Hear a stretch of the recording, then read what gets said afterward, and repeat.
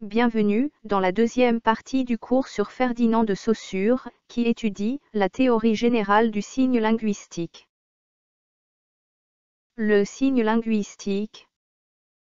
Dans sa définition du signe linguistique, Saussure procède par 3 étapes. Première étape. Il commence par insister sur le fait que la langue n'est pas une liste de mots auxquels sont associées des choses.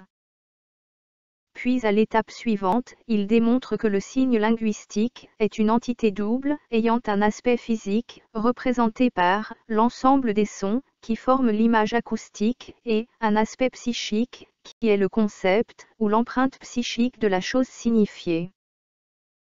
Il continue sa construction du concept de signe linguistique, en énonçant ces 2 caractéristiques fondamentales, qui sont l'arbitraire du signe, et son caractère linéaire. Nature du signe linguistique. La langue n'est pas une nomenclature. Pour certaines personnes, la langue, ramenée à son principe essentiel, est une nomenclature. C'est-à-dire une liste de termes, correspondant à autant de choses. Par exemple, le terme « arbore » ou « arbre » ou « tri » qui réfère directement à l'arbre que l'on voit dans la nature. Ou le terme « équos » ou « cheval » ou « horse » qui réfère directement au cheval que l'on peut voir dans la ferme. Cette conception est critiquable à bien des égards. Elle suppose des idées toutes faites, préexistant au mot. Elle ne nous dit pas si le nom est de nature vocale ou psychique, car « arbre » peut être considéré sous l'un ou l'autre aspect. Enfin, elle laisse supposer que le lien, qui unit un nom à une chose, est une opération toute simple, ce qui est bien loin d'être vrai. Cependant, cette vue simpliste peut nous rapprocher de la vérité en nous montrant que l'unité linguistique est une chose double, faite du rapprochement de 2 termes. Les 2 termes impliqués dans le signe linguistique sont tous les 2 psychiques et sont unis dans notre cerveau par le lien de l'association. Le signe linguistique unit non une chose et un nom, mais un concept et une image. Le signe linguistique est donc une entité psychique à 2 faces. Cette dernière n'est pas le son matériel, chose purement physique, mais l'empreinte psychique de ce son. Elle est sensorielle, et s'il nous arrive de l'appeler matériel, c'est seulement dans ce sens, et par opposition à l'autre terme de l'association, le concept, généralement plus abstrait. Ce que nous montre l'image ci-dessous. Nous appelons donc signe la combinaison du concept et de l'image acoustique. Mais dans l'usage courant, ce terme désigne généralement l'image acoustique seule, par exemple un mot arbore ou équos. Nous proposons de conserver le mot signe pour désigner le total et de remplacer concept et image acoustique, respectivement par signifié et signifiant. Ces derniers termes ont l'avantage de marquer l'opposition qui les sépare, soit entre eux, soit du total dont ils font partie.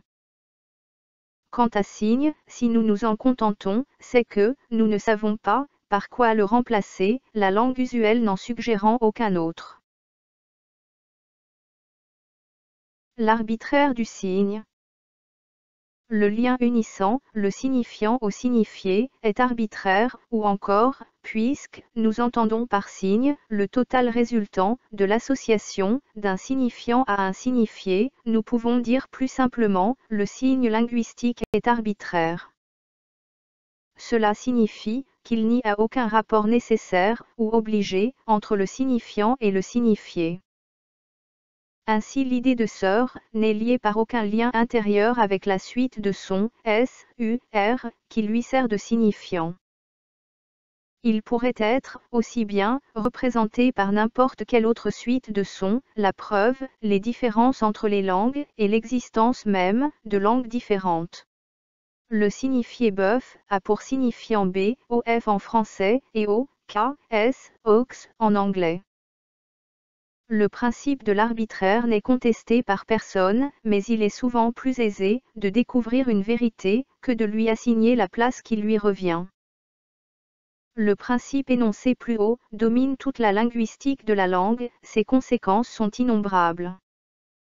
Il est vrai qu'elles n'apparaissent pas toutes, du premier coup, avec une égale évidence, c'est bien après des détours qu'on les découvre, et avec elles, l'importance primordiale du principe. Une remarque en passant. Quand la sémiologie sera organisée, elle devra se demander si les modes d'expression, qui reposent sur des signes entièrement naturels, comme la pantomime, lui reviennent de droit.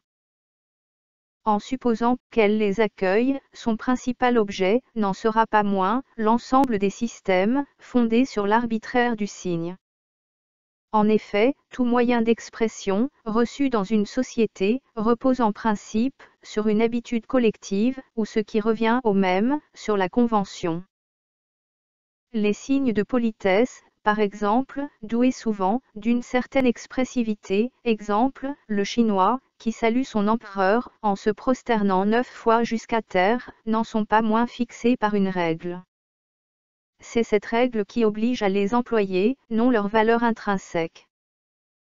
On peut donc dire que les signes entièrement arbitraires réalisent mieux que les autres l'idéal du procédé sémiologique. C'est pourquoi la langue, le plus complexe et le plus répandu des systèmes d'expression, est aussi le plus caractéristique de tous. En ce sens, la linguistique peut devenir le patron général de toute sémiologie, bien que la langue soit un système particulier. On s'est servi du mot symbole pour désigner le signe linguistique, ou plus exactement, ce que nous appelons le signifiant. Il y a des inconvénients à l'admettre, justement à cause de notre premier principe.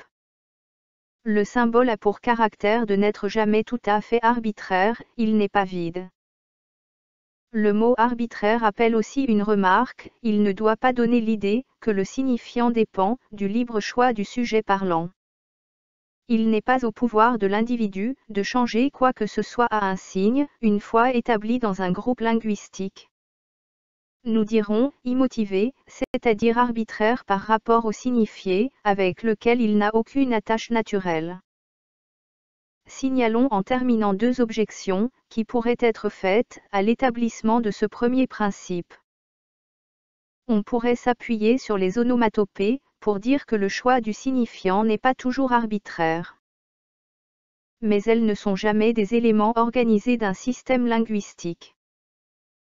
Leur nombre est d'ailleurs bien moins grand qu'on ne le croit. Des mots comme fouet ou glas peuvent frapper certaines oreilles par une sonorité suggestive. Mais pour voir qu'ils n'ont pas ce caractère dès l'origine, il suffit de remonter à leur forme latine, fouet, dérivé de fagus, être, et glas, de classicum, la qualité de leurs sons actuels, ou plutôt celle qu'on leur attribue, est un résultat fortuit de l'évolution phonétique. La linéarité du message. Le signifiant, étant de nature auditive, il se déroule, dans le temps, et a des caractères qu'il emprunte au temps. A. Il représente une étendue. B. Cette étendue est mesurable dans une seule dimension, c'est une ligne. Ce principe est évident, mais il semble qu'on ait toujours négligé de l'énoncer, sans doute, parce qu'on l'a trouvé trop simple. Cependant il est fondamental, et les conséquences sont incalculables. Son importance est égale à celle de la première loi. Tout le mécanisme de la langue en dépend. Par opposition aux signifiants visuels, signaux maritimes, etc., qui peuvent offrir des complications simultanées, sur plusieurs dimensions, les signifiants acoustiques se présentent l'un après l'autre, ils forment une chaîne. Ce caractère apparaît immédiatement dès qu'on les représente par l'écriture et qu'on substitue la ligne spatiale des signes graphiques à la succession des signes acoustiques dans le temps. Ce cours est maintenant terminé. Merci de l'avoir suivi jusqu'à la fin. Je vous retrouve dans le cours numéro 4 qui a pour titre « Le cercle linguistique de Prague ».